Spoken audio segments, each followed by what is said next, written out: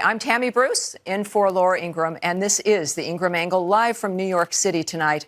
Final preparations are underway at this hour for Trump's salute to America as criticism mounts for the historic Independence Day celebration. But is it really warranted? Kayleigh McEnany and Chris Hahn are here to debate that with us soon. Plus, the DHS and CBP are fighting back after a new report calls on the administration to fix the overcrowding at those border detention facilities. A Border Patrol agent is here to respond with the real story behind those pictures. And new developments in the Nike flag shoe backlash that Greg mentioned. Why does the company and Colin Kaepernick think the Betsy Ross flag is racist now? But not when Barack Obama proudly flew it at his inauguration. We're going to have a pretty hot debate about that coming up ahead. Then Raymond Arroyo breaks down President Trump, the TV producer, history under attack, and more drama at The View. Surprise. It's all in this week's Seen and Unseen. But first, we're just hours away now from the fabulous President Trump's salute to America. Really, honestly, the greatest country in the world. The White House says the inaugural July 4th event in the nation's capital will celebrate everything that makes this country great. I'm surprised they can do it in one day. But the liberal media says Trump's got an ulterior motive.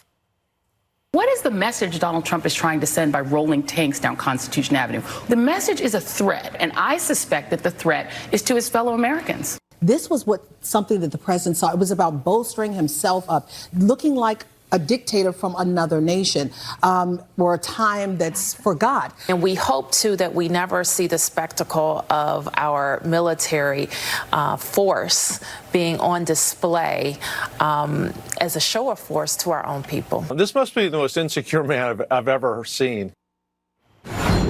Well, Fox's David Spunt is live on the National Mall, just steps away from where the celebration will take place. David, what's going on there? Hey, Tammy, good evening to you. Well, the mic checks were just done about 15, 20 minutes ago. They're starting to turn off lights today for tomorrow. But tomorrow, this place is going to be absolutely packed. It's a little different behind me for the Lincoln Memorial. Normally, the celebration is on the U.S. Capitol. You can actually see right now behind me. We can just do a quick little zoom in. Those are Bradley fighting vehicles. There are two here right now. But the M1 Abrams tanks, those are going to be brought in here in the next few hours. Now, we expect to see those tanks move to the Lincoln Memorial. They've been on freight trains for about a day or so. Now, this afternoon, those fighting vehicles behind me were moved in front of the memorial. The Abrams and Bradleys will be stationary, not moving because of the impact on local roads. This is interesting video. In 1991, the M1 Abrams rolled down the streets of D.C. to mark the end of the Gulf War. President Trump originally wanted a similar scene this year for the 4th of July. That won't happen, though, tomorrow. Now, the cost, the White House has not made it available, but there are reports the Department of the Interior will allocate $2.5 million used for parks to cover some of this event. The fireworks will be donated, according to the Department of the Interior. President Trump tweeting today, the cost of our great salute to America tomorrow will be very little compared to what it is worth, end quote. Not everyone, though, agrees with that tweet. Local D.C. officials are concerned about the infrastructure with those tanks. Listen. I understand if they're going to be on static. He's going to have to pay for the tanks in the mall, just like the Pentagon told him he'd have to pay if he messed the streets up with the tanks. The tanks should not be in a city environment.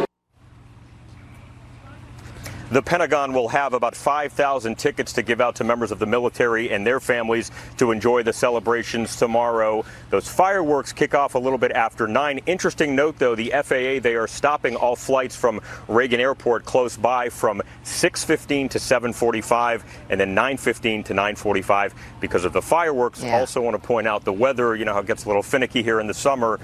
Tomorrow, unfortunately, they are calling for some rough weather, but those things could change. So prepare if you want to come down. Tammy. David, thank you. It's fascinating. Kind of breaking news, though, that we heard a Democrat worrying about the budget. That, I think, in and of itself is fascinating. Thank you. As the celebration preparations continue, the criticism keeps mounting. But is it just about Trump or something more? Here now to analyze, joining me is this fabulous Kayleigh McEnany, National Press Secretary, of course, for the Trump 2020 campaign, along with our friend Chris Hahn, former aide to Senator Chuck Schumer. We'll forgive him for that. And host of the Aggressive Progressive podcast. Hi, you guys. Happy 3rd of July at this point. Good. It must have been a very nervous night for the founders, right? As everybody's, getting ready to make this declaration on the 4th of July. So welcome aboard. Now, Kayleigh, let's start with you here. Are the Democrats just mad that they didn't think to have this 4th of July party first? Or is there any kind of genuine reason why they're so upset? No, there's no reason. Let's be clear what this is about. Their hate for President Trump is clouding their love for this country. This is a salute to America. Leave it to the left to be against the salute to America. But perhaps, Tammy, we shouldn't be surprised because they won't stand for the national anthem. They're upset with a flag, an American flag on a shoe. And now they can't stand the salute to America, which is literally the title of this event as we celebrate our military. Leave it to the left to be unpatriotic the day before and the day of 4th of July. I have a tiny feeling Chris disagrees with you. He was grimacing I over think there so. and grumbling. Chris, chime in here. Go for it. You'll be wrong, but go for it. First of all, I love America, and if I'm wrong about that, Tammy, I don't want to be right. You made that up yourself. What I don't like is when a president, what I don't like is a president and the hypocrites who defend him taking this event and politicizing it, giving free tickets to his biggest donors and the RNC. That I have a problem with. Makes that Lincoln bedroom scandal look like the Holiday freaking Inn. This president politicized everything. And I'm not even against him giving a speech on the 4th of July. I am against a man who's going to give a speech about himself on the 4th of July. Now, look, if he talks about the founders, he talks about how great America is, and doesn't mention Chris is working hard right now. If he does a speech about America and is kind to this country and inclusive of everybody, great. If it's his standard stump speech, shame on him and shame on anyone who defends him. Well, Chris, Kayleigh, what's fascinating here is that, let's just admit, the 4th of July is a military and a political event.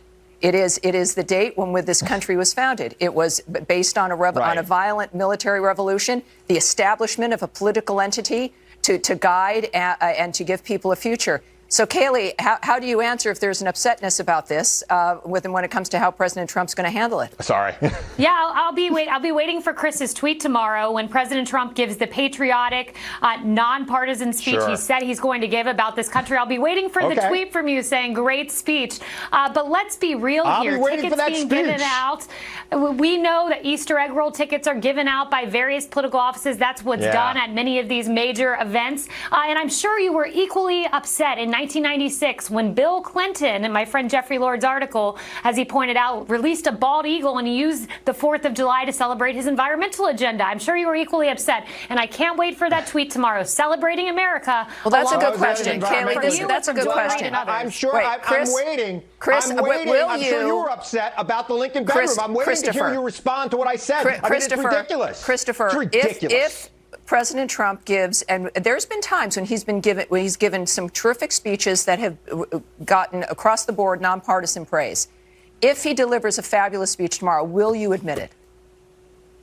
Yes, I will. Okay, great. If he delivers a fabulous speech that is not about him, be monitoring I will your admit Twitter it, Tammy. feed. You could tweet at me and I will respond. The bottom line, I don't know if I'll be watching it, but if I do, I will. Thank you both. Look, one thing we know is President Trump is president for a reason. We did not elect the invisible man. We elected a particular person for his particular point of view, his particular passion, and the fact that he made some promises like when we talk about representing everyone, the economy is doing just that. And I would suggest that since this is a celebration for America and the military, our troops, the people that make this nation possible, and all of us who live here and keep her going day to day, in the spirit of this 4th of July, happy 4th of July to both of you.